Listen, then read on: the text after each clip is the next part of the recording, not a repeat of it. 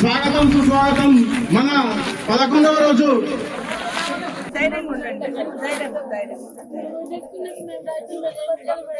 అందుకే వచ్చినాం కదా. ఇప్పుడు కష్టం వచ్చిందని వచ్చినాం కదా.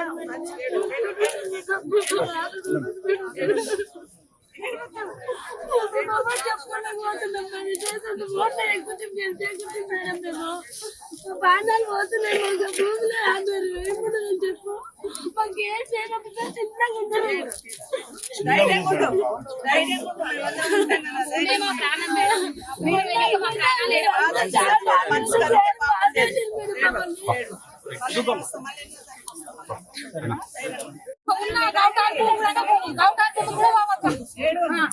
కట్టపం తీసుకొని కడతాను అప్పుడు ఇస్తామన్నారు. మళ్ళీ 8వ తారీఖున వస్తాము. మళ్ళీ 8వ తారీఖున అరిష్టంగా తీసుకొని వస్తాము. ధైర్యంగా ఉండండి. భూమిలో పని చేసుకుంటా చేసుకుని రోజు వచ్చిపోతారు.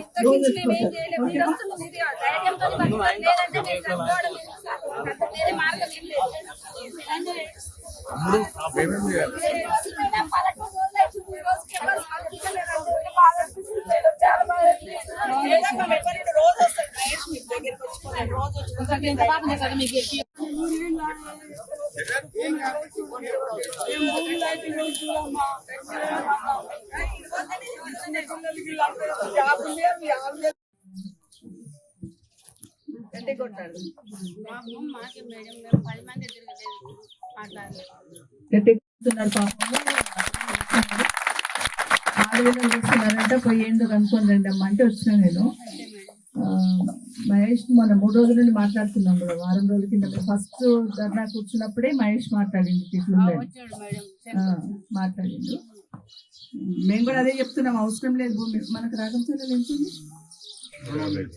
200 చిల్లర భూమి ఇక్కడ ఖాళీగా ఉంది, ఆడ పెట్టమంటున్నాం. ఇది అవసరమే లేదు వాళ్ళకి.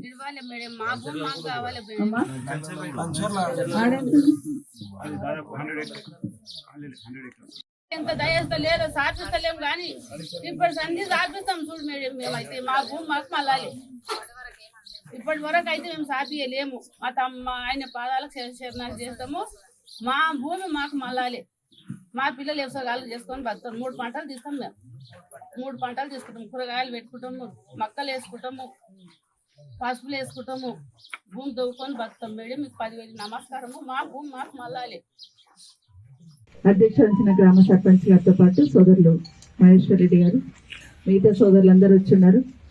ఈరోజు ఈ గ్రామానికి సంబంధించిన రైతులకి బాధ్యతగా మనం అందరం వచ్చినాం. ఇక్కడ వచ్చిన సోదరులకు అందరికీ, ముఖ్యంగా ఈ రైతులు ఎవరైతే నిరాహార దీక్ష కూర్చున్నారో వారికి సహకరిస్తున్న గ్రామస్తులందరూ కూడా ప్రత్యేకంగా నమస్కారాలు తెలియజేస్తూ, మా మీడియా సోదరులకు కూడా నమస్కారాలు, ధన్యవాదాలు.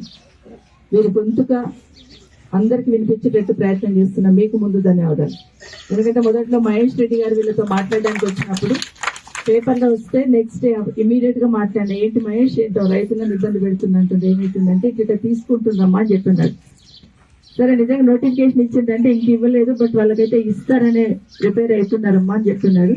ఆ రోజు నుండి రోజు మాట్లాడుతున్నాను నాతో, ఒక రోజు నుంచి ఒక రోజైనా మాట్లాడుతూ ఏం జరుగుతుందని కనుక్కుంటున్న సందర్భంలో మొన్న అసెంబ్లీలో కూడా గట్టిగా మాట్లాడాలని డిసైడ్ అయిపోయి మాట్లాడదాం అనుకున్న సందర్భంలో రైతులకు సంబంధించిన ల్యాండ్ అక్విజిషన్ మూసీ మీద ఒక క్వశ్చన్ ఉంటే క్వశ్చన్ పోస్ట్ పోన్, బీఆర్ఎస్ పార్టీకి సంబంధించిన ఎవరిది ప్రశ్న ఉన్నా ఇమీడియట్ గా ఆడికి కట్ చేసుకుని వెళ్ళిపోయే ప్రయత్నం చేస్తున్నారు. మొన్న అసెంబ్లీలో ఎక్కడ కూడా ల్యాండ్ కి సంబంధించి కానీ ల్యాండ్ అక్విజిషన్ సంబంధించి కానీ ఒక ప్రశ్న వస్తుందంటే ముందే పోస్ట్ పోన్ చేసుకొని పోయిన సందర్భం మొన్న అసెంబ్లీలో చూస్తున్నాం. కానీ మొన్న మహేశ్వర్ రెడ్డి గారు కేటీఆర్ గారి దగ్గరికి వచ్చినప్పుడు ఇట్లా జరుగుతుందని చెప్పినప్పుడు ఇమీడియట్ గా మనం వాళ్ళ పక్షాన ఉంటాం, వాళ్ళకి అండగా ఉంటాం. ఎట్టి పరిస్థితుల్లో వాళ్ళకి ఏం సాయం కావాలో మీరు చెప్పిరండి అమ్మ అన్నారు. అందుకే నేను ఇక్కడికి వచ్చున్నాను. ఖచ్చితంగా కేసీఆర్ గారి నాయకత్వంలో బీఆర్ఎస్ పార్టీ రైతుల భూములు గుంజుకుంటుంటే ఎట్టి పరిస్థితులు ఉపేక్షించాం, ఖచ్చితంగా అండగా ఉంటామని చెప్పడానికి ఇక్కడికి రావడం జరిగింది. నేను హరీష్ రావు గారితో మాట్లాడుతూ నేను అక్కడ అటు పక్క వెళ్ళినప్పుడు మాట్లాడున్నాను.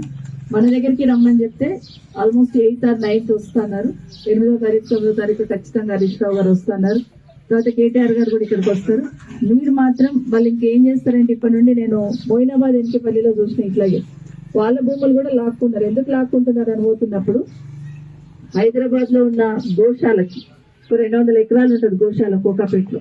ఆ గోశాలకు సంబంధించిన భూమి ప్రభుత్వం తీసుకోవాలని, ఆ గోశాల వాళ్ళకి ఎంకెపల్లిలో రైతులు చేసుకుంటున్న భూములు ఇవ్వాలని ఆలోచన ప్రభుత్వాన్ని. ఆ విధంగా వెళ్ళినప్పుడు ఎంకెపల్లిలో మేము వెళ్ళినప్పుడు రైతులందరూ మంచిగా ఉన్నారు, ఒకటే మాట మీద ఉన్నారు. తర్వాత మెల్లిగా ఏం చేశారంటే లోపల ఇంట్లో వచ్చి డివైడ్ చేయడం, అంటే విడదీయడం.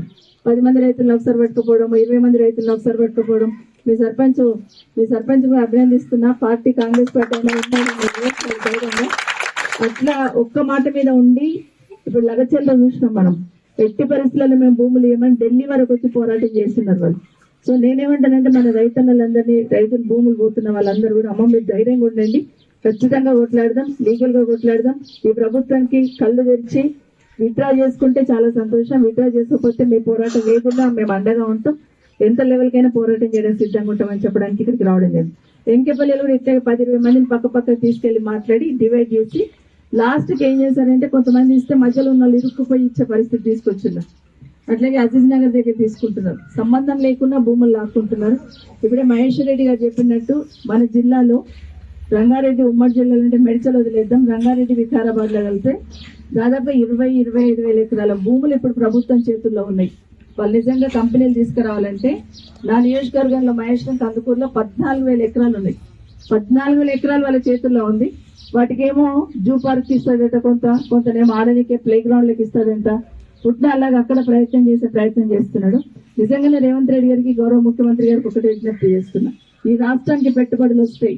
ఇప్పుడున్న భూములన్నీ కూడా ఫిల్అప్ చేయండి. చందన్వెల్లిలో భూములు ఉన్నాయి, సీతారాంపురంలో 1000 ఎకరాలు ఉన్నాయి, కందుకూరులో 14,000 ఎకరాలు, 15,000 ఎకరాలు ఉన్నాయి. మళ్ళీ ఇక్కడ 10,000 ఎకరాలు తీసుకుంటున్నాడు కందుకూరులో కూడా, అంటే 30,000 ఎకరాలు ఆయన చేతుల్లో కందుకూరులో ఉన్నాయి. అట్లాగే మోమిన్పేటలో 1000 ఎకరాలు ఉన్నాయి. ఇంతకుముందు చెప్తున్నారు రాకంచెల్లలో ఒక 200 ఎకరాలు ఉన్నాయి. ముందు వీటిని నింపండి, వచ్చిన కంపెనీలన్నీ ఇక్కడ పెట్టించండి. ఫస్ట్ పెట్టించినాక రైతుల జోలికి రండి. కానీ అవన్నీ వదిలేసి భూములు లాక్కొని రాక్షసానందం పొందుతున్నది, ఇది మంచిది కాదు. రైతులు కన్నీరు పెడితే రాష్ట్రానికి మంచిది కాదు. బాగా గుర్తుపెట్టుకోండి, రైతులు కలకల పడితే ఎవరికి కూడా మంచిది కాదు.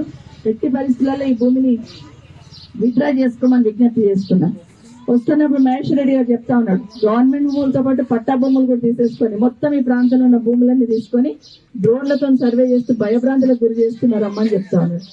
మా అమ్మ మాట్లాడుతూ మా సిస్టర్, మా చెల్లెలు చెప్తా ఉంది, నేను బీఈడీ చేసినా నాకు ఉద్యోగం రాలేదు, కనీసం వ్యవసాయం చేసి బతుకుదాం అనుకుంటున్నా, మా భూములు గుంజుకుంటుంది, ఏం చేయాలమ్మా అని చెప్తా ఉన్నారు. ఇప్పుడు మీ సర్పంచ్ గారు చెప్పినట్టు అమ్మ భూములు పడవేయకండి, మీరు భూముల దగ్గరికి వెళ్ళండి, భూములు దున్నుకునే ప్రయత్నం చేయండి, ఎవరు ఆపుతారో చూద్దాం. ఎందుకంటే వెళ్ళకపోతే ఏంటంటే వాళ్ళకి కావాల్సింది అది. ఏం కాదు. ఇప్పుడు ఆ తమ్ముడు చెప్పినాడు కేసులు పెడితే ఏమైతుంది కేసులు పెడితే ఏం కాదు. మీరు ఏమనుకుంటున్నారంటే పోలీసు వాళ్ళు వచ్చి కేసులు పెడితేనేమో ఏమైనా అవుతుందేమో, ఏమీ కాదు. కేసులు పెడితే ఏం కాదు.